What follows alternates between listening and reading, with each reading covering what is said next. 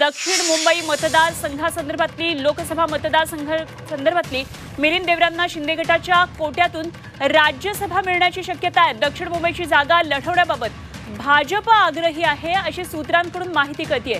त्यामुळे आता दक्षिण मुंबईची ही जागा शिंदे गट की भाजप कोण लढवणार याकडे राजकीय वर्तुळाचं लक्ष असणार आहे।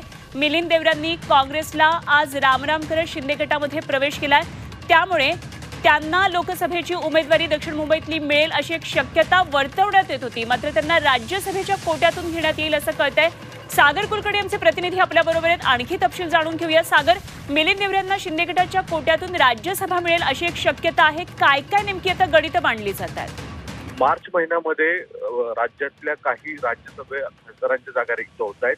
त्यामध्ये काँग्रेसमधून कुमार केतकरांची आहे, शिवसेनेकडून अनिल देसाई यांची जागा आहे।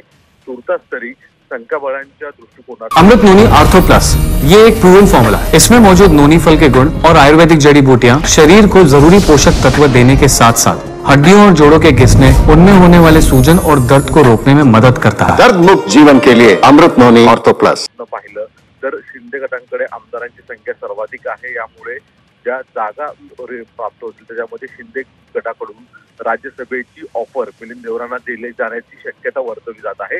याचं प्रमुख कारण असं सांगितलं जातं की भाजपाकडून दक्षिण मुंबई लोकसभा निवडणूक लढवण्याबाबत आग्रही भूमिका असल्याचं समजतं।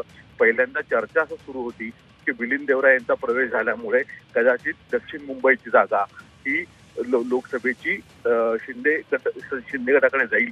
पण तुर्तास तरी भाजपातल्या वरिष्ठ सूत्रांनी दिलेल्या माहितीनुसार भाजप दक्षिण मुंबई या जागेसाठी आग्रही राहील। यामुळे मिलिंद देवरा यांचं पुनर्वसन राज्यसभेच्या माध्यमातून करणार का अशी आता चर्चा जोरदार रंगू लागलेली आहे। ठीक, सागर, धन्यवाद दिलेल्या या सगळ्या सविस्तर तपशिलांसाठी। अर्थातच यामध्ये अनेक घडामोडी आता पुढच्या काळामध्ये घडणार आहेत। मात्र दक्षिण मुंबई लोकसभेसाठी मग भाजपचा चेहरा नेमका कोण असेल याची निश्चितच आता उत्सुकता राजकीय वर्तुळात लागून राहिली आहे।